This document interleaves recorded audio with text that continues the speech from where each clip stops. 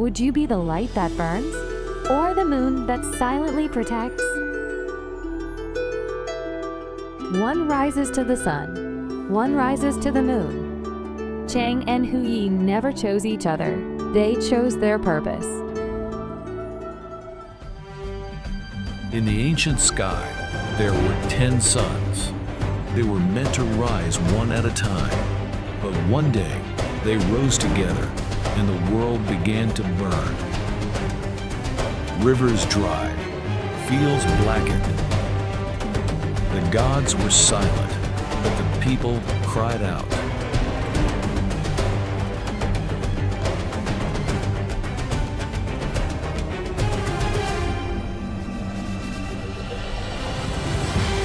Only one man stood up, not a god, but a mortal bearing divine burden.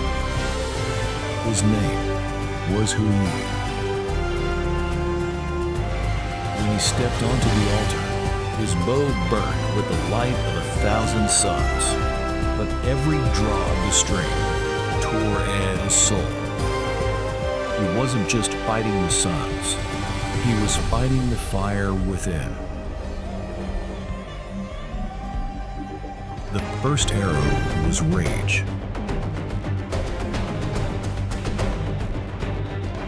The second was duty. The third was sacrifice. Each shot drove him further from her, from love, from stillness. Light was his weapon, but light made him alone.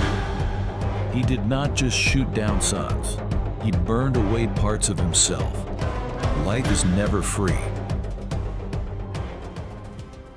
Huyi, the divine archer who took up his celestial bow and, one by one, shot down 9 suns. The balance of yin and yang was restored.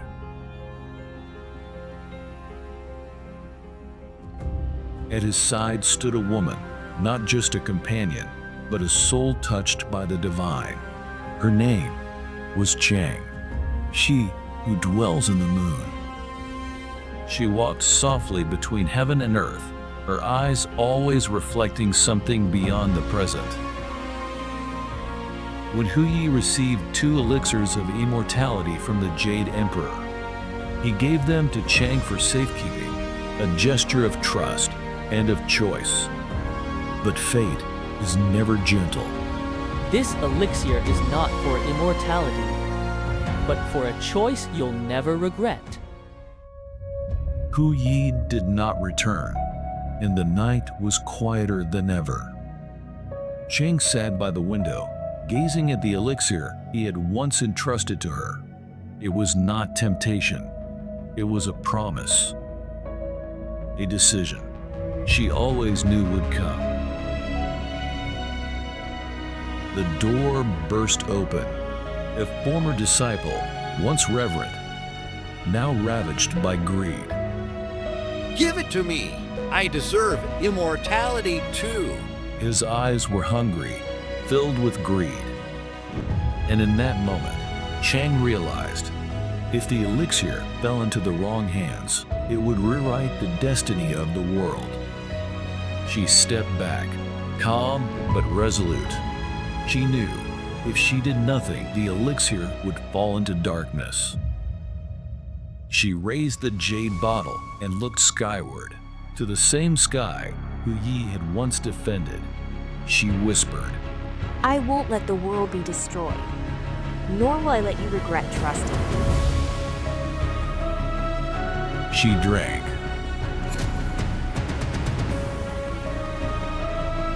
A silver light bloomed from her chest.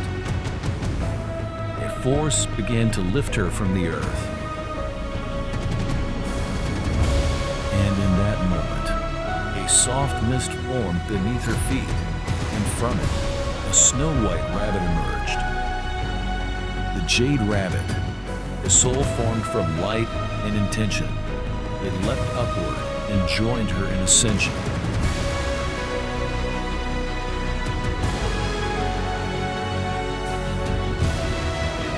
Her form dissolved into silver light, her robes glowing like mist. The courtyard bathed in soft brilliance, and the world fell into sacred silence. Chang'e had made her choice. She did not choose divinity. She chose responsibility. She did not leave to escape. She left to protect. And that protection came at the cost of every earthly comfort, every embrace, every joy, left behind in favor of the cold, unwavering moon. At that moment, she was no longer just the beloved of Hu Yi. She became the embodiment of the moon, the symbol of all souls who choose to rise alone. And since that night, there is a goddess in the moon.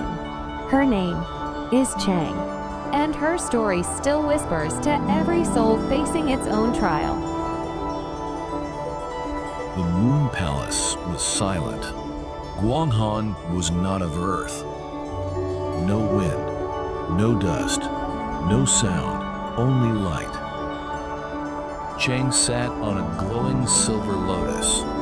Her eyes were closed, her breath aligned with the moon. She was no longer grieving. She was no longer resisting.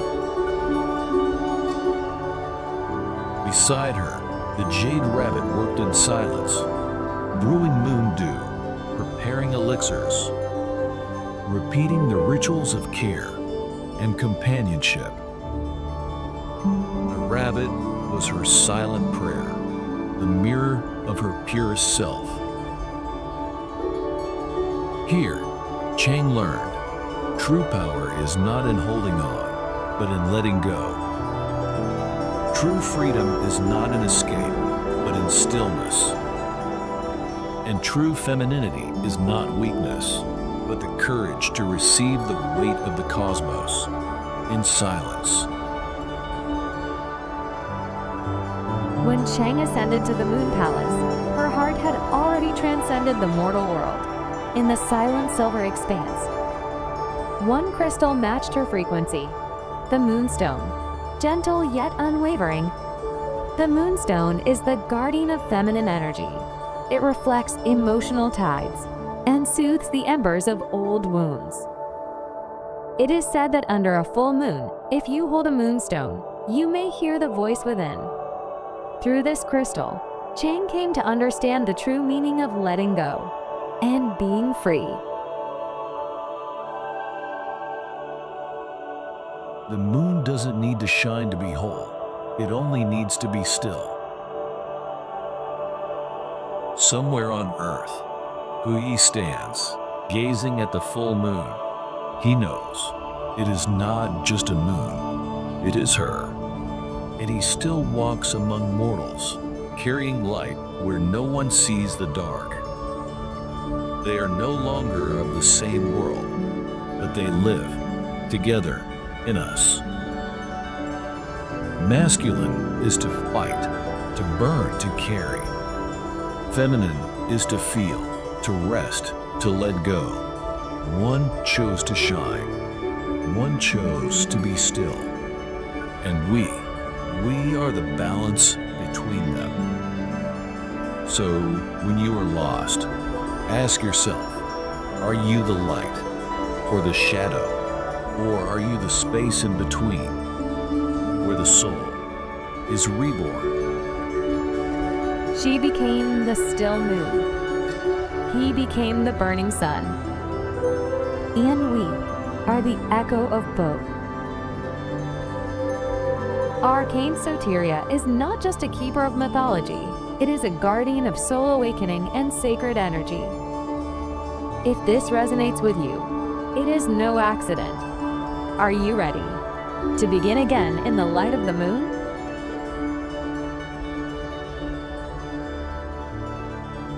Thank you for joining us on this magical journey through myths. If you enjoyed today's video, don't forget to give us a like, share your thoughts in the comments, and subscribe to our channel so we can bring you more wonders in the future.